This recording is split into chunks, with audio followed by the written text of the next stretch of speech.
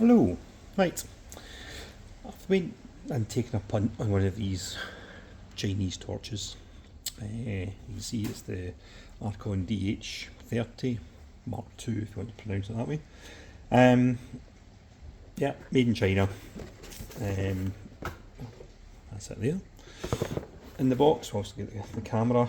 We get spare O-rings for the battery canister, a wee tub of grease, a lanyard. Why you want a lanyard with a umbilical torch, I don't know, and a cheap ass charger. Personally, first thing I would do with this charger is probably put it in the bin. Definitely don't use that UK adapter, that looks ropey. These beasties, you can get a big one on Amazon, are really nice. The X2 and there's an X4 which charges 4 up at a time. Nice wee digital display, seems to be well enough made. Yeah, so binning that, using this. So the torch itself, why did I get it? So I've been using the Orca torch for a good number of years now. Really nice torches, not without their faults. I've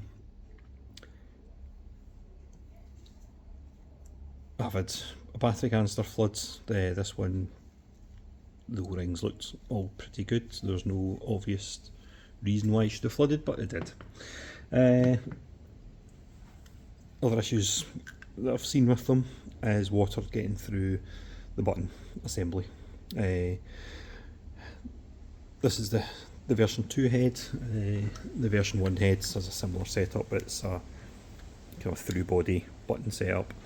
You can just see it popping through there. So they both rely on O-rings to protect the control board inside. As you can see, just water seeps through that eventually. Could be down to poor maintenance. I'm really rubbish at rinsing my gear, so if you got these, rinse them. Yeah, it just once the seawater gets into the PCBs, attacks the buttons first, and it stops working. So I've persevered with these for a while. This one's a bit of a trigger's broom with different heads on different cables and whatnot, but it's the last of the bits I've got. To buy one new, you're £550. This delivered to the UK was about 244 or something. So I thought, why not? We'll give it a punt. Main reason for the video was when I found these online, just googling umbilical torches. Chinese site came up. Did some more looking for it, YouTube, see if anybody else had reviewed it. The only other review I could find was, I can't remember what language the guy was speaking, but it wasn't English. But from what I could see from his video, it looked like it was worth a punt. So kind of side-by-side comparison to this physically, so we can see a much slightly longer, thinner battery. They are claiming at full power this will last for 200 minutes, which is good enough for any dive. The heads themselves, slightly bulkier, but not in such a way that it's going to be a problem. We've got 3 LEDs in this one, 5 in the Orca. One thing I'm more nervous about is this lens. The lens isn't really protected. I mean, it is a really nice thick, they say it's a polycarbonate lens, no reason to doubt that. Bit of a sharp edge on it, but then when you look at the edge of my old Orca, that's been battered around a bit. Now, to be fair, don't really treat it with kid gloves. This I might be a bit more careful with. The Goodman handle is a bit bigger, probably too big for my liking. I'll probably end up taking the handle off of my spearhead. It looks like it'll fit. What's nice with this handle is you can do this, flip it around and protect the lens slightly, which I think will be a bit more required for this when it's bouncing about. So that's the first change I'm going to make. Move this out of the way a wee second. So have a look at the battery canister itself.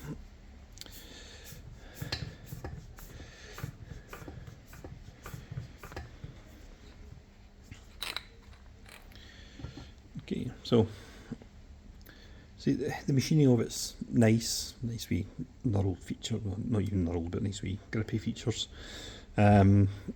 The case itself is the negative terminal, so we need to make sure this gets kept clean.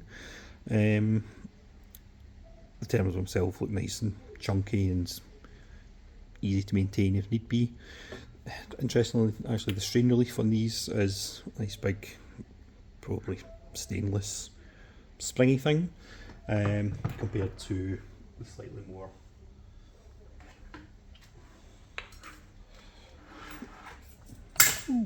rubbery one of the Orca. Will it make much of a difference? Don't know.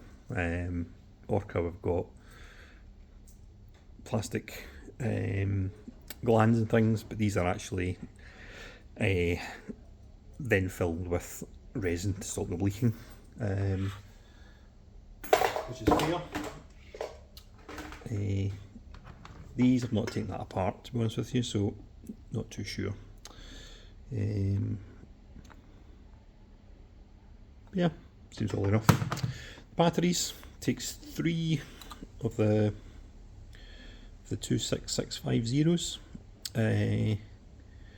which is quite handy because if you wanted to, you could carry spares of these, and then you don't have a recharge time. It's just swap them over if you're away from a charger for any length of time. So yeah, that's a nice little feature, if you want to call it that. Although the charger they give you is only a 2 battery charger and it takes 3 batteries, so you're going to need another charger at some point.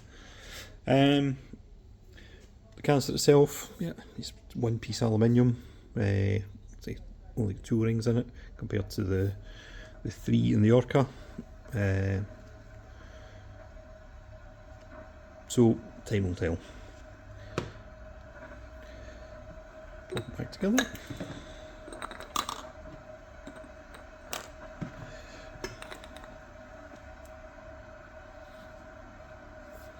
Excuse the noise, the ultrasonic's warming up again. It comes with, they've got this wee clip on it, like bolt snap or whatever. It doesn't come with any webbing straps or anything, so you need to come up with something yourself for that. I think the other chap on the other video had some solution for that. This might end up inside the case from a rebreather.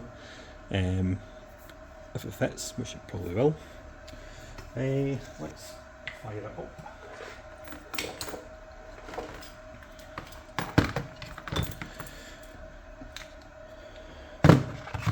So this is these are claiming 3,600 lumens. These are 4,000 lumens.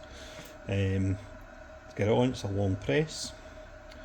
And there we are. So close up, this is claiming an 8-degree beam off the top of my head. I think off the top of my head the Orca is a 10-degree beam, and you can kind of see there's a bit of a slight difference there. Don't know if the camera shows it that well, but I would say, certainly in real life, me looking at it, the Orca does look slightly brighter, so I think the lumens claim isn't far off. You think a dimmer mode or on the Archon, which is probably similar to the brightness to the lowest setting on the Orca, and this also has a flashy mode which may or may not be useful. Long press to turn it off, and that. So the other thing on this, you not see it in the camera, but that's a glow in the dark O-ring. Who knows? Battery life, they're claiming 200 minutes on full power for this. What else is, and on low 450 minutes. Yeah, now to be fair, it seems pretty well made. Me being me, I have actually taken this apart already on a different video. I did actually, when this end came off, I did actually pull the wires off the PCB, so I've had to repair that, but that was more my fault than theirs. The button is similar design to the Orca. It is a through body, so again we're relying on O-rings on this.